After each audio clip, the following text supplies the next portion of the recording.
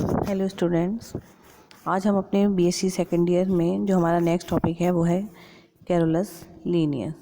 ये Carolus Linnaeus के बारे में मैंने आपको जो इससे पहले जो टॉपिक पढ़ाया था, पहला टॉपिक जो था हमारा बायनोमेनक्लेचर, उसमें थोड़ा सा आपको इनके बारे में बताया था कि इनको जो है द्विनाम पद्धति का जनक कहा गया था। कैरोलस लीनियस 1707 से 1778, तो इनको जो है आधुनिक वनस्पति विज्ञान का जनक कहा जाता है, फादर ऑफ मॉडर्न बॉटनी।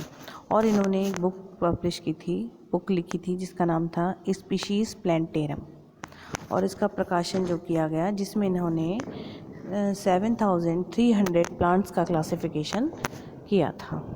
और इनके जो क्लासिफिकेशन था वो प्लांट्स के सेक्सुअल कैरेक्टर्स पर आधारित था, यानी कि इन्होंने जो प्लांट्स के क्लासिफिकेशन के लिए जो जो कैरेक्टर्स जो थे वो उसके प्लांट्स के सेक्सुअल कैरेक्टर्स थे, और इसीलिए इनके द्वारा जो क्लासिफिकेशन दिया गया उसको आर्टिफिशियल कृत्रिम वर्गीकरण या आर्टिफिशियल क्लासिफिकेशन भी कहा गया है।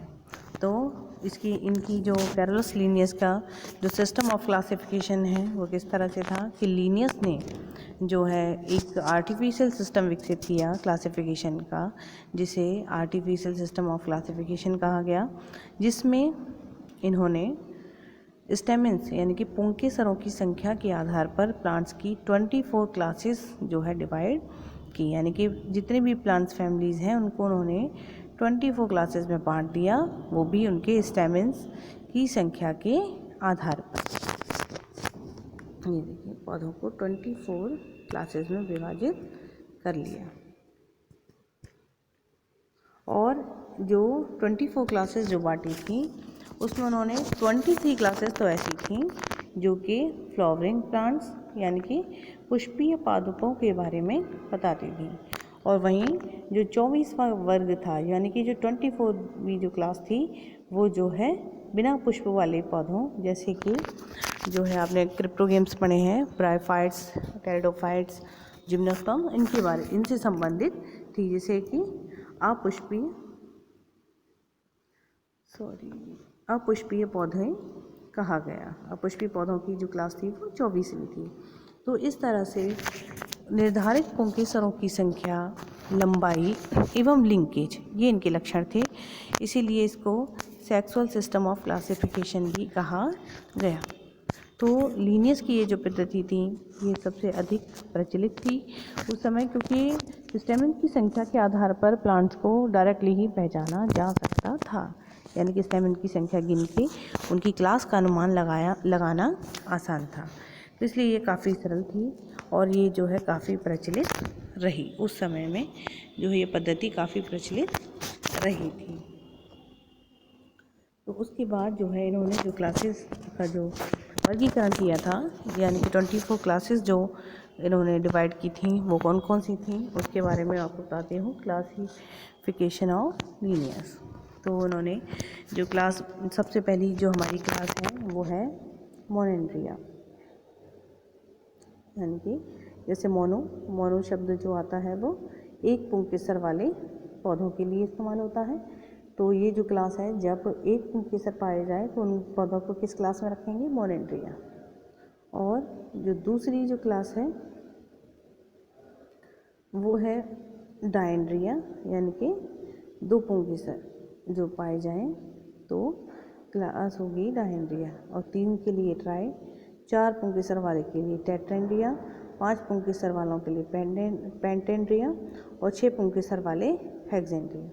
वहीं 7 वाले हेप्टेंड्रिया, 8 वाले ऑक्टेंड्रिया, 9 वाले इनेंड्रिया और 10 वाले डेकेंड्रिया। वहीं 11 से 19 पुंकेसर वाले पौधों को जो है डोडेकेंड्रिया क्लास में रखा गया। ठीक है स्टूडेंट। और इसके आगे की जो क्लासेस हैं वो हैं जो है कुछ इस तरह से हैं। नंबर 12 पर है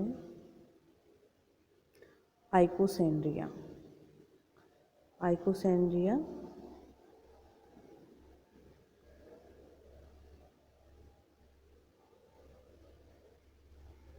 और 12 पर है आइकोसेंड्रिया, जिसमें 19 से अधिक पेटल्स होते हैं, वाइडल होते हैं।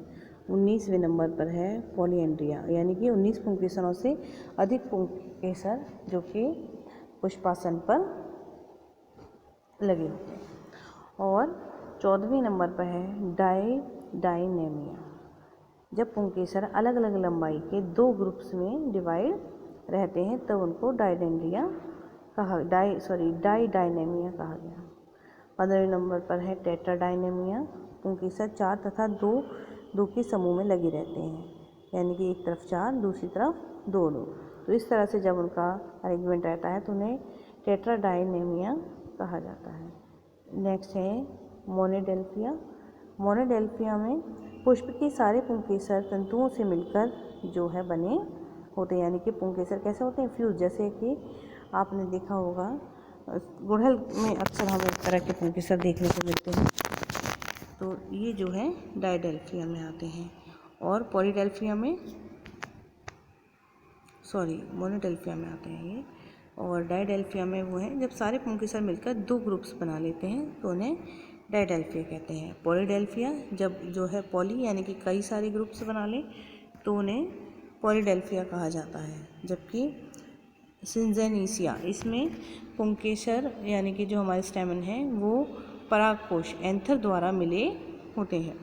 और नेक्स्ट है गाइनेंड्रिया। गाइनेंड्रिया में पुंकेसर जो है जब जायांग से लगे रहते हैं। और 21 पे है मोनोसिया, जब मेल और फीमेल फ्लावर एक ही प्लांट्स पर उपस्थित होते हैं, यानी कि एक ही पौधे पर मेल फ्लावर भी होते हैं और फीमेल फ्लावर भी। तो इस प्रकार तो उनको जो है मोनोसिया क्लास में रखा जाता है। और 22वें नंबर पर हैं हमारे डायोसिया, जब नर और मादा फूल अलग अलग पौधों पर होते हैं, यानी कि मेल और फीमेल प्लांट्स ही अलग अलग होते हैं। 23 पर है पॉलीगेमिया, यानी कि जब पौधा कैसा हो, सर्वलिंगी। और 24 पर हमारे क्रिप्टोगेमिया जो है क्लास बनाई गई, जिसमें वे सभी पौधे आते हैं जो बिना पुष्प वाले होते। बिना पुष्प वाले कौन होते हैं? बिना पुष्प वाले वे प्लांट जो आपने फर्स्ट ईयर में पढ़े थे, यानी कि ब्रायोफाइट, टेरिडोफाइट्स, एल्गी, फंजाई और ये सभी जो कि क्रिप्टोगेम्स में आते हैं। तो आज के लिए इतना ही। Okay students.